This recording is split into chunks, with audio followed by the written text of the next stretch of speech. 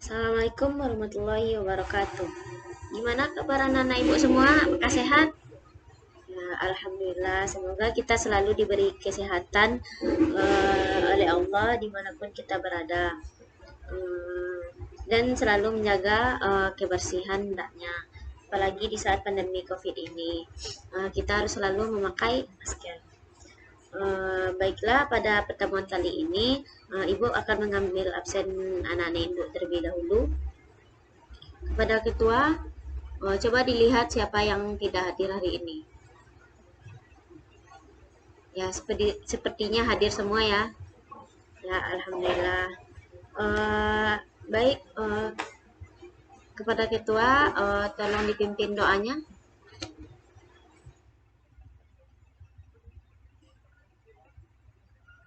Alhamdulillah. Terima kasih kepada ketua yang telah memimpin doa pada pagi hari ini.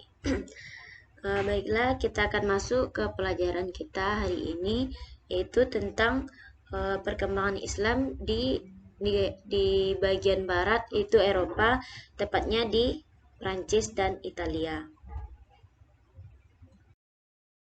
Baiklah, sebelum masuk ke pelajaran kita hari ini, Ibu akan bertanya terlebih dahulu kepada anak-anak Ibu. Apakah anak-anak Ibu masih ingat pelajaran kita minggu kemarin? Ada yang masih ingat? Coba, ya coba Rocky. Ya, benar, yaitu perkembangan Islam di Eropa, bagian Eropa, tepatnya di Spanyol. Nah, sekarang kita akan belajar tentang perkembangan Islam di Prancis dan Italia. Jadi tujuan pembelajaran kita hari ini itu ada 4. Yang pertama, siswa ibu mampu menjelaskan tentang perkembangan Islam di Prancis. Yang kedua, siswa ibu mampu mengidentifikasi atau menjelaskan problematika dan eksistensi umat Islam di Prancis pada masa dewasa ini. Yang ketiga, anak-anak ibu mampu menjelaskan tentang perkembangan Islam di negara Italia. Dan yang keempat, anak-anak ibu mampu mengidentifikasi atau menjelaskan kembali kembalinya umat Islam di Italia.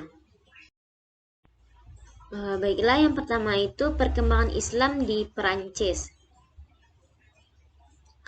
Sejarah pertumbuhan dan perkembangan Islam mengalami pasang surut dan periodeisasi. Oleh Hasan Nasution membaginya menjadi atas 5 fase. Yang pertama, fase klasik, yaitu pada tahun 650 sampai 1250 Masehi. Yang kedua, disintegrasi, yaitu pada tahun 1000 sampai 1250 Masehi. Yang ketiga, pertengahan pada tahun 1250 Masehi sampai 1800 Masehi.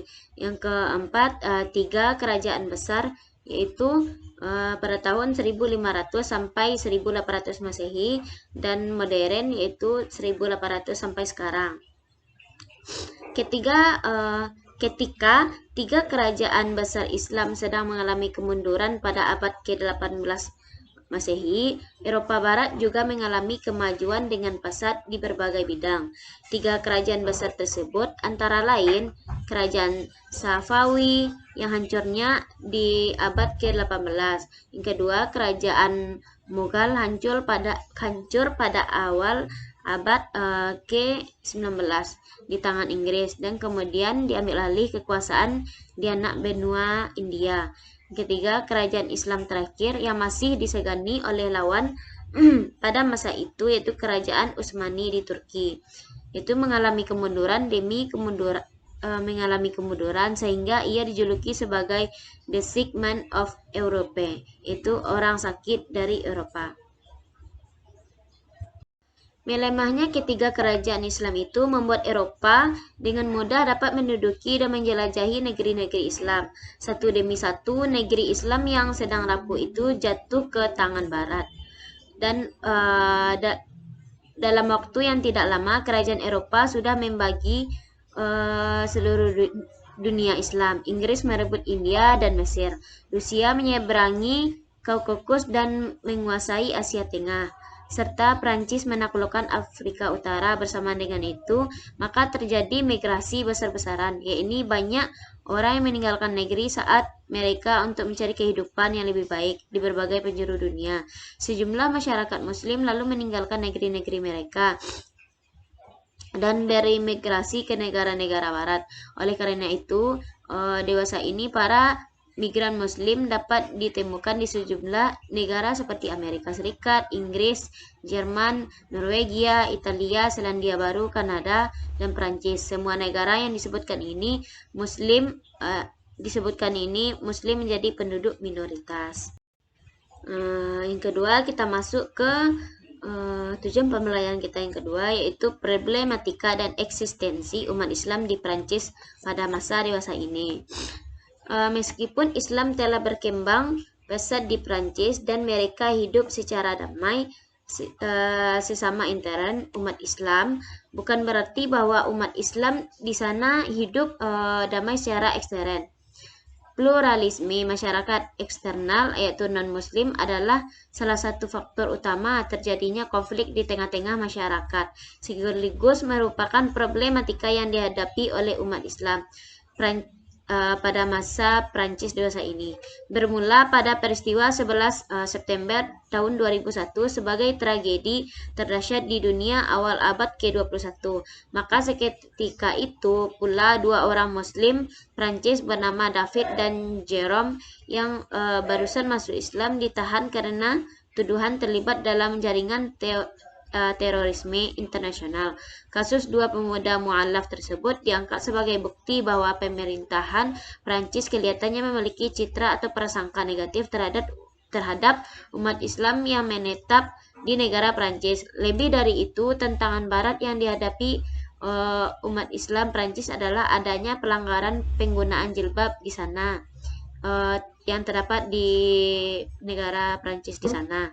Program anti jilbab telah meluas hingga pengusiran Muslim berjilbab di Prancis benar-benar telah diberlakukan. Larangan berjilbab ini dalam bentuk lain juga diberlakukan di berbagai kawasan Eropa lainnya dan di Amerika.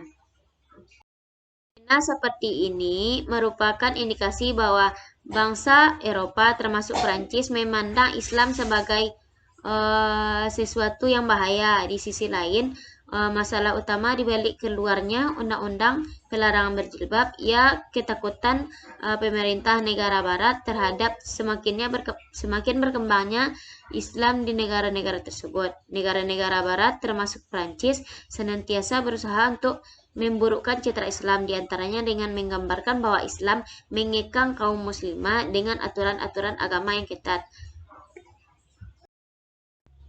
Kemudian kita masuk yang ketiga, yaitu perkembangan Islam di Italia.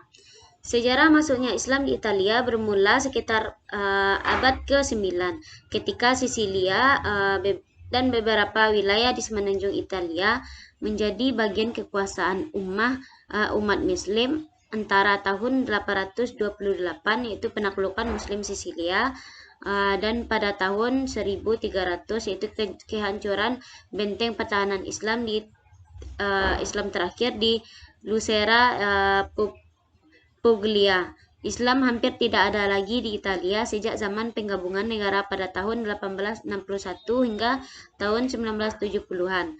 Saat gelombang pertama imigran dari Afrika Utara mulai tiba, bangsa tersebut umumnya berasal dari bangsa Barbar Arab yang kebanyakan datang dari Maroko, sebagian juga datang dari Albania, dan beberapa tahun kemudian mereka juga diikuti oleh orang-orang Mesir, Tunisia, Somalia, Pakistan, dan lain-lain. Sejak awal abad ke-7 dan 8, sebagian bangsa Lombard, salah satu dari bangsa Jerman yang menguasai sebagian Italia, memilih meninggalkan kepercayaan animisme dan memeluk Islam di samping Katolik. Sedangkan Al-Kubarti umumnya berjuang sebagai tentara sewaan dalam pasukan Arab di pantai Mediterania, Afrika, khususnya Ifriqiya, Tunisia, dan juga Saqaliba oleh masyarakat umum bangsa Arab. Serangan Arab ini pertama terhadap Sisilia Bizantium pada tahun 652,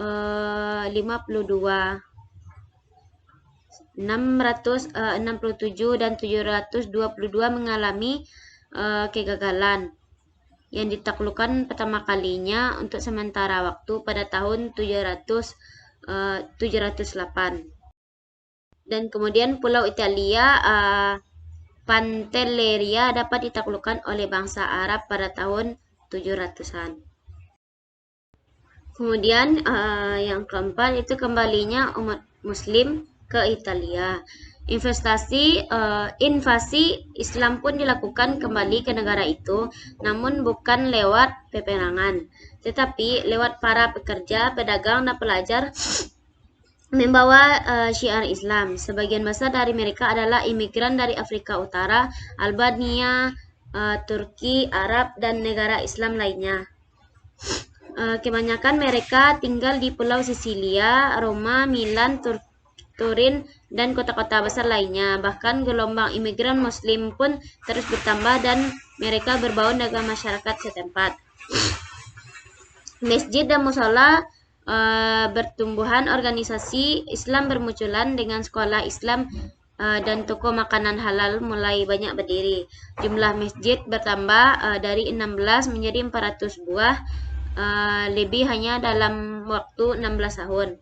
Syiar Islam pun menyebar dengan pesat, bahkan berdiri masjid yang megah, yaitu Masjid Agung Roma atau bisa disebut dengan Great Mosque Masjid. Kemudian Masjid Agung Roma disebut sebagai masjid terindah di Eropa. Dari kawasan lembah Tiber, masjid itu tampak menjulang tinggi menyaingi mountain itu sebuah bukit yang sangat subur di utara kota Roma. Arsitek terkenal Italia Paolo Portugesi dipercaya mendesain masjid ini setelah menyisihkan 40 arsitek lainnya bersama arsitek Avio pada tahun 1975. Hanya dalam beberapa tahun saja jumlah pemilu Islam di Italia meningkat sampai 2 kali lipat. Sangat mengejutkan karena ternyata Islam dapat tumbuh dengan sangat pesat di negara yang sangat Katolik ini. Dan sekarang Islam adalah agama terbesar kedua di Italia. Mungkin itulah penjelasan dari Ibu dan materi kita pada hari ini. Mungkin anak-anak Ibu ada yang belum paham atau ada yang mau ditanyakan? Silahkan. Sepertinya tidak ada. Baik Ibu, kita akan bertemu di minggu depan. Itu tugas Ananda, Ibu berikan tugas di rumah, yaitu